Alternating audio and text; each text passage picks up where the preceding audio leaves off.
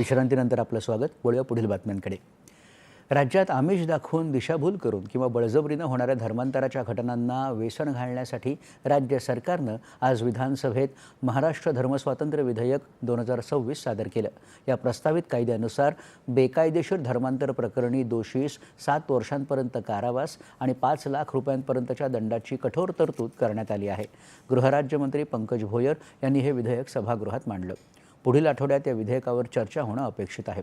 राज्यात गेल्या काही काळापासून सामूहिक धर्मांतराच्या आणि फसवणूक करून धर्म बदलण्याच्या तक्रारी वाढल्या आहेत.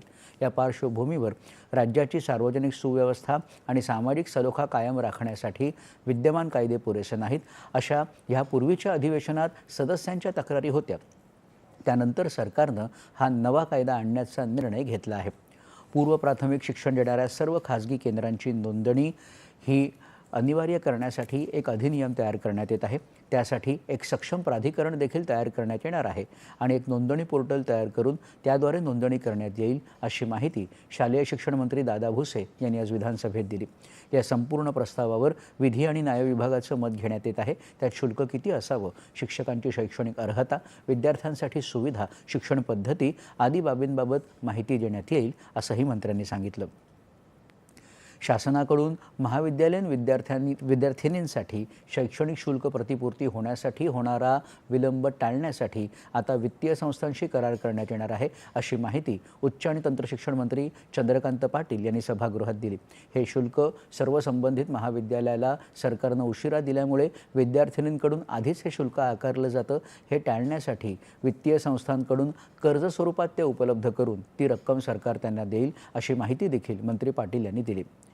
राज्यात इमारतींवर मोबाईल टॉवर उभारण्यासाठी धोरण आखण्याच्या सूचना माहिती तंत्रज्ञान सचिवांना देण्यात येतील आणि असे टॉवर उभारण्यात आलेल्या इमारतींचं संरचनात्मक परीक्षण येत्या 3 महिन्यात पूर्ण करण्यात येईल, असं मंत्री उदय सामंत यांनी संबंधित लक्षवेधीच्या उत्तरात सांगितलं. राज्यात संतुलित औद्योगिक विकास घडवून आणण्यासाठी नवीन MIDC क्षेत्र उभारणं, गुंतवणूक आकर्षित करणं आणि रोजगार निर्मिती वाढवणं यासाठी उद्योग विभाग सातत्यानं प्रयत्न करत असल्याचं मंत्री डॉक्टर उदय सामंत यांनी विधानसभेत सांगितलं. 293 अन्वये मांडलेल्या प्रस्तावावरील चर्चेच्या उत्तरात ते बोलत होते. MIDCच्या जमिनीवरील झोपडपट्ट्यांच्या पुनर्वसनासाठी स्वतंत्र धोरण आणण्याची तयारीही राज्य शासन करत असल्याची माहितीही त्यांनी दिली.